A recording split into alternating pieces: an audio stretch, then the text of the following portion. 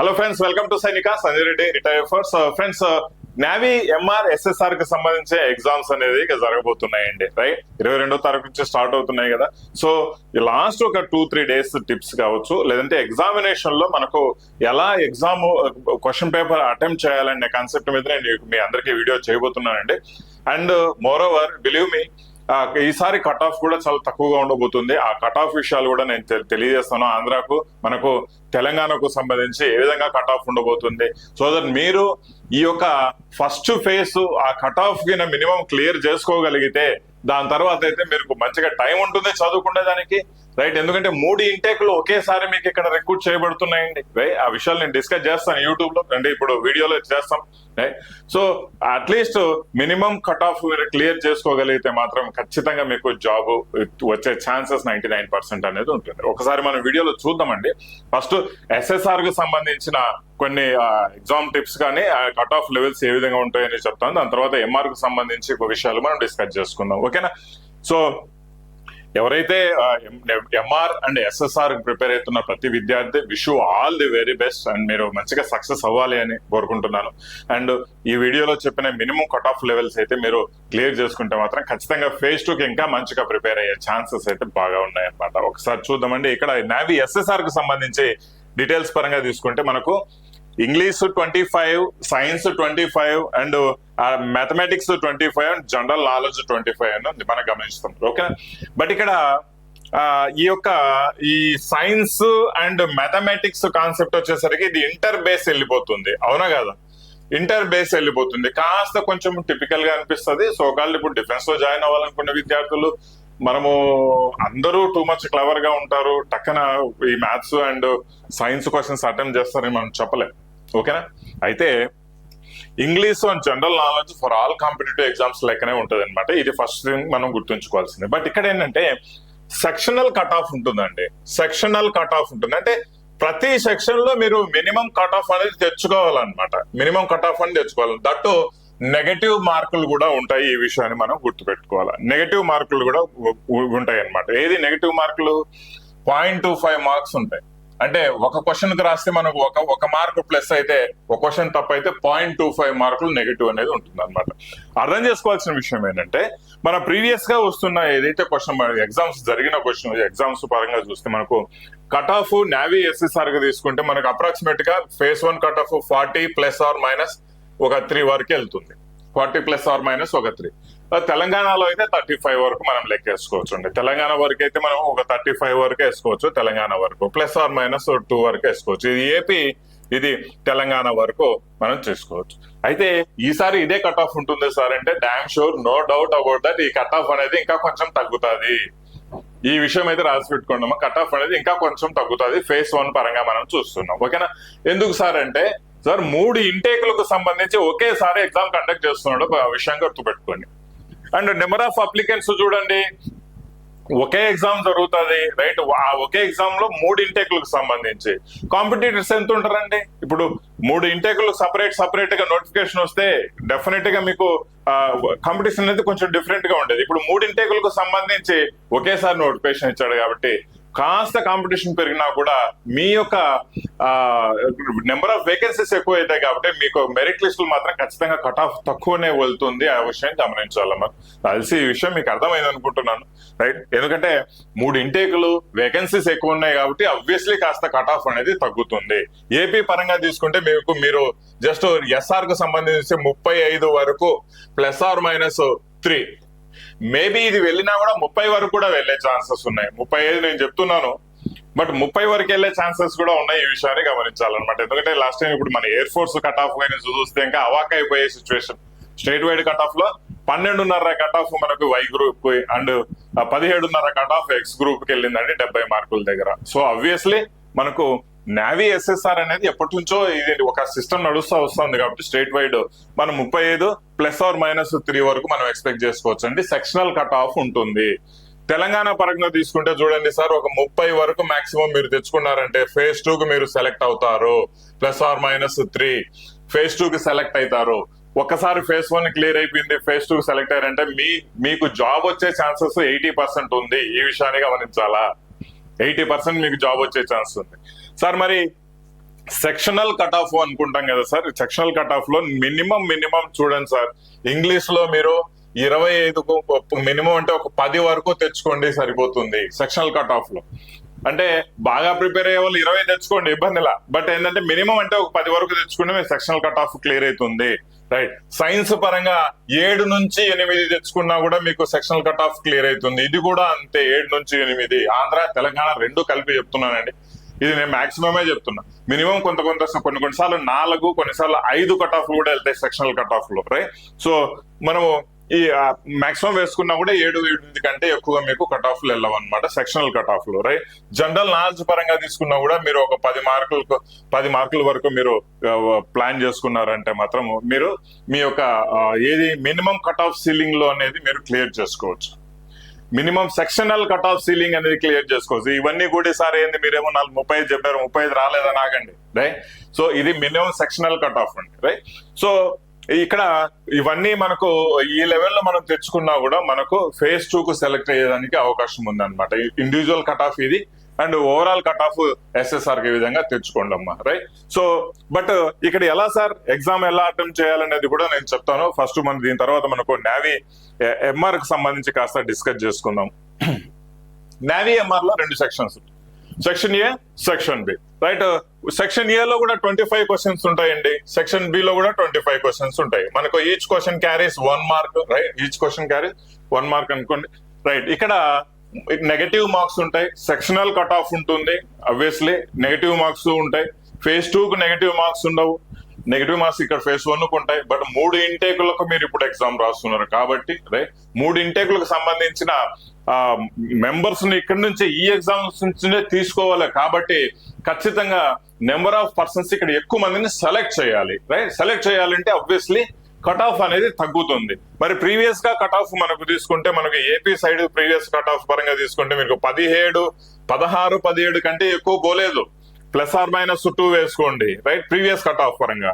But ఇక్కడ తెలంగాణ పరంగా తీసుకున్నా కూడా మీకు 14, 15 కంటే ఎక్కువ పోలేదు. ±2 తీసుకోండి ఇక్కడ కూడా. మీరు అవునా కదా చెప్పండి, మీరే చూస్తుంటారు, మీరు అటెంప్ట్ చేస్తుంటారు చాలా మంది. రైట్. ఇది మన ఏపీ తెలంగాణ MR కు సంబంధించిన కట్ ఆఫ్ లెవెల్స్. అయితే మరి ఈసారి కట్ ఆఫ్ ఇక్కడ నుంచి ఏపీకి సంబంధించి ఇంకొక 2 మార్కులు తగ్గి మినిమం కట్ ఆఫ్ 15 ±2 ఉంటుంది. తెలంగాణకు సంబంధించి 13 ±2 ఉంటుంది. ఎన్నికండి 50 క్వశ్చన్స్ కు ఇది కట్ ఆఫ్ చెప్తున్నాను, ఏది ఫేజ్ 1 గురించి చెప్తున్నాను. రైట్. సో ఇందులో నెగటివ్ మార్కులు ఉంటాయి 0.25. రైట్. ఒక క్వశ్చన్ కు కరెక్ట్ అయితే 1 మార్కు కలుస్తుంది, రాంగ్ అయితే 0.25 మార్కులు పోతాయి. ఇది MR కు కూడా వర్తిస్తుంది. సెక్షనల్ కట్ ఆఫ్ ఇక్కడ కూడా మీకు వర్తిస్తుంది. ఈ విషయాన్ని గమనించాలి. Section A, section B. మీరు సెక్షన్ ఏలో మన కంప్లీట్ గా మనకు టెక్నికల్ మ్యాటర్స్ వస్తాయి అనమాట. అంటే మ్యాథ్స్, లైక్ ఇప్పుడు మ్యాథ్స్, ఫిజిక్స్, కెమిస్ట్రీ ఇవన్నీ సెక్షన్ ఏలో వస్తాయి. Right. So no issue on that. మీరు ఆర్మీ జీడీకి ఎలా ప్రిపేర్ అవుతున్నారో ఆ విధంగా ప్రిపేర్ అయినా కూడా మీరు నావీ MR కట్ ఆఫ్ అనేది క్లియర్ చేసుకోవచ్చు. పెద్ద కష్టమేమి కాదు. 3 or 4 టాపిక్స్ కొంచెం డిఫికల్ట్ గా ఉంటాయి, కానీ దయచేసి అందరూ గుర్తుంచుకోవాలి, సైనిక ఫాలోవర్స్ కూడా. ఫైనల్ గా ఈ టిప్స్ అనేది మీరు 100% ఫాలో అవ్వండి. 3-4 టాపిక్స్ కొంచెం టిపికల్ గా ఉంటాయి, కానీ దాన్ని వదిలిపెట్టినా పర్వాలేదు. రైట్. మిగిలినటివి కాస్త ప్రాక్టీస్ చేసుకుని నావీ అంటే అగ్నివీర్ జీడీకి ప్రిపేర్ అయిన వాళ్ళు కూడా ఈ కట్ ఆఫ్ క్లియర్ చేస్తారు. ఈ విషయాన్ని గుర్తుపెట్టుకోవాలి. రైట్. రెండో సెక్షన్ గురించి మనం మాట్లాడుకుంటే అగ్నివీర్ జీడీలో ఏవైతే సిలబస్ ఉంటుందో 100% అదే సిలబస్. ఎయిర్ ఫోర్స్ కి ఏదైతే గ్రూప్ Y కి ప్రిపేర్ అవుతారో దానికంటే చాలా తక్కువ సిలబస్ ఇందులో ఉంటుంది. వీటిని మీరు ప్రాపర్ గా ప్రిపేర్ అయ్యారంటే 100% మీకు నావీ MR లో minimum cut off levels clear చేయొచ్చు. ఓకేనా. రైట్. ఇక్కడ sectional wise minimum cut off level నేను ఏం చెప్తున్నా అంటే 9, ఒక సెక్షన్ ఏ లో ఒక 9, సెక్షన్ బి లో ±1 వరకు మీరు తెచ్చుకోవాలండి. రైట్. సరే, ఓవరాల్ గా మనకు నేను చెప్తున్నాను కదా, ఏపీకి మీకు 15 ±2 అని ఆల్రెడీ చెప్పాను. తెలంగాణకు మీకు 14 ±2 తెచ్చుకుంటే ఫేజ్ 1 క్లియర్ చేస్తారు. మరి సార్ ఇప్పుడు ఎగ్జామ్ ఎలా అటెంప్ట్ చేయాలి? ఇది బిగ్గెస్ట్ కన్ఫ్యూజన్ కదా. ఎగ్జామ్ ఎలా అటెంప్ట్ చేయాలి, మైనస్ మార్కులు ఉన్నాయంటే చూడండి సార్, నావీ, SSR, MR ఈ 2 ఏవైనా కావచ్చు, నెగటివ్ ఉంది అని మీరు దృష్టిలో గుర్తుపెట్టుకోవాలి. ఫస్ట్ థింగ్ ఏంటంటే మీకు వచ్చిన క్వశ్చన్స్ ఇమ్మీడియట్ గా అటెంప్ట్ చేయడం మర్చిపోవద్దు. మీకు వచ్చిన క్వశ్చన్స్ మిస్ అవ్వద్దు. ఫస్ట్ ఏదైనా క్వశ్చన్ మనకు రాలేదు అంటే మాత్రం దాని మీద ఎట్లా అంటే అట్టబడి టైం వేస్ట్ చేసుకొని మూర్ఖత్వంగా మనం ప్రవర్తించకూడదు. ఒకసారి చదివాము, ప్రయత్నం చేసాము, రాలేదు అని మన కామన్ సెన్స్ మనకు చెప్తుంది, లేవే వదిలిపెట్టేసేయండి. నెక్స్ట్ క్వశ్చన్స్ చాలా ఉన్నాయి. ఎందుకంటే ఎప్పుడైనా క్వశ్చన్ పేపర్ సెట్ చేసేటప్పుడు 60% నార్మల్ గానే ఇస్తారండి. 60% ఈజీగానే ఉంటాయి క్వశ్చన్స్, అండ్ 20% మీడియం లెవెల్లో ఉంటాయి, అండ్ 20% కాంప్లికేటెడ్ గా ఉంటాయి. ఏదైనా సరే మినిమం లెవెల్ ఆఫ్ అండర్స్టాండింగ్ అనే కాన్సెప్ట్ మీద మీకు క్వశ్చన్స్ పెడతారు. ఇది మీకు అన్నట్టు నీట్ క్వశ్చన్స్, జేఈ క్వశ్చన్స్ మీకు better understand this, right? So ఈ లెవెల్లోనే మీకు క్వశ్చన్స్ ఉంటాయి. అందుకు ఇవన్నీ బేసిక్ ఉంటాయి. మీరు ఈ 60% ఫస్ట్ టార్గెట్ చేసుకునే దానికి ప్లాన్ చేయండి అమ్మా, రైట్? ఐడెంటిఫై చేసుకోవాలి. అరే మీకు చూడగానే అర్థమైపోయింది, ఓహో ఈ క్వశ్చన్ నేను చేయగలిగే కెపాసిటీలో ఉన్నాను అంటే ఇమీడియట్ గా అటెంప్ట్ చేసుకోండి. ఏదైనా క్వశ్చన్ చదివి ఇది అర్థమే కావాలని అంటే వదిలిపెట్టేసేయండి. ఎందుకంటే అక్కడ మీరు దాన్ని అటెంప్ట్ చేసుకుంటూ పోయినంటే టైం వేస్ట్ అవుతుంది, అవునా కదా?